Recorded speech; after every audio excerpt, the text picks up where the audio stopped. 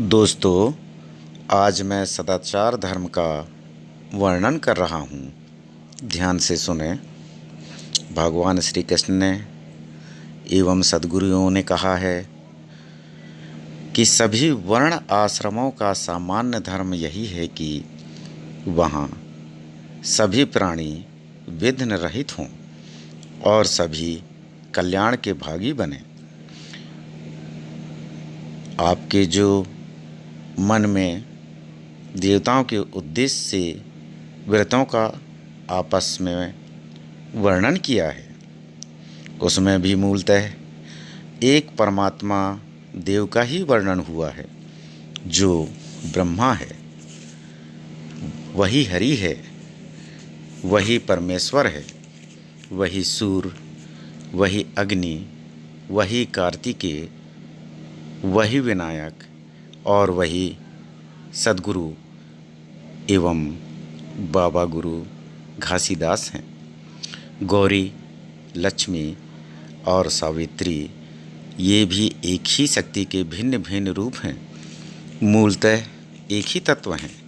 किसी देवता या देवी के उद्देश्य कर जो मनुष्य व्रत करता है, उसे वहाँ पर देवी देवता का भेद नहीं जानना चाहिए, क्योंकि यह संपूर्ण जगत शिव शक्तिमय है, गुरु शक्तिमय है। जैसे अग्नि, वायु एवं जल के भेद से वसुधा के अनेक भेद प्रतीत होते हैं, किंतु परमार्थिक दृष्टि से विचार करने पर भेद का भान नहीं होता है। दोस्तों, वेद धर्म के अनुसार जो कोई भी किसी भी देवता का आश्रयण कर किसी भी दान अथवा व्रत को करता है, उन सब के मूल में वस्तुतः एक ही परमात्मा की उपासना होती है। हम जो व्रत दान की विधियां कहे हैं, सुने हैं या कहते हैं वह करते हैं, वे सदाचारी को ही फलप्रद होती है, आचारहीन को नहीं। आचारहीन व्यक्ति को 6 अंगों के साथ अधीत वेद भी पवित्र नहीं कर सकते। जैसे पक्षी पंख निकलने के बाद अपने घोंसले को छोड़ देता है, वैसे ही ये वेद आचारहीन को मृत्यु के समय परित्याग कर देते हैं। जैसे कपाल में रखा जल कुत्ते के भोज पात्र में रखा हुआ दूध स्थान दोष से अशुद्ध हो जाते हैं, इसी प्रकार आचारहीन व्यक्ति भी अशुद्ध ही है।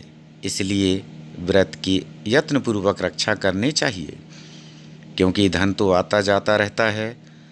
जो धन से हीन है वह दीन नहीं, किंतु जो आचार से गिरा हुआ है वह गिरा ही रहता है, वह एक मरे हुए व्यक्ति के समान है। दोस्तों, इस प्रकार आचार ही धर्म और कुल का मूल है। आचार से विमुख व्यक्ति ना कुलीन होता है और ना धार्मिक होता है।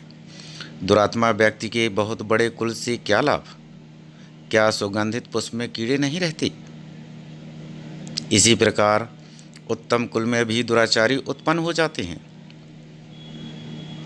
हीन जाति में उत्पन्न व्यक्ति भी यदि शौचाचार संपन्न है और सभी धर्मों को जानता है, तो वह सज्जनों में कुलीन और श्रेष्ठ है। कुल को कुल नहीं कहा जाता, बल्कि सदाचार ही कुल है। राजन या अन्य व्यक्ति जो सदाचार संपन्न होते हैं, वह इस लोक और परलोक दोनों में आनंद प्राप्त करता है। दोस्तों, आचार से धर्म उत्पन्न है और संत ही सदाचार के मूल है। उनका आचार ही सदाचार है।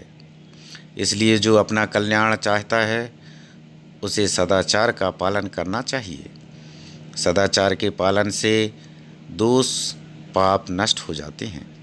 संसार जिसे ना ठीक से देखता है और ना जिसका कभी परिचय पाता है, वह यदि सदाचारी और धर्मात्मा है तो तीनों काल में उसे श्रेष्ठ मानकर सभी आदर की दृष्टि से स्मरण करते रहते हैं और सभी उसका प्रिय करते हैं, सभी उसका दर्शन करते हैं, सभी उसका गान करते हैं। और जो नास्तिक ईश्वरीय आस्था से रहित है तथा गुरुओं एवं शास्त्रों की आज्ञा का उल्लंघन करते हैं, अधर्माज्ञ एवं दुराचारी हैं, वे मानो मृतक तुल्य हैं। पर यदि कोई व्यक्ति संपूर्ण लक्षणों से हीन होते हुए भी सदाचार संपन्न, श्रद्धालु और अनिंदक है, तो वह अपनी संपूर्ण कामनाओं को प्राप्त कर लेता है। अतः मानव को चाहिए कि ब्रह्मवेला में, ब्रह्म मुहूर्त में जग जाए और धर्म तथा अर्थ के विषय में विचार करे। प्रिय दोस्तों, हम किस कुल में जन्म लिए हैं, उसके आधार पर अपने आप को हीन नहीं समझना चाहिए। यदि हम सर्व सद्गुणों से संपन्न और सदाचार का पालन करने वालों में से हैं, तो हमें कुलीन और उच्च श्रेष्ठ का दर्जा संसार देता है।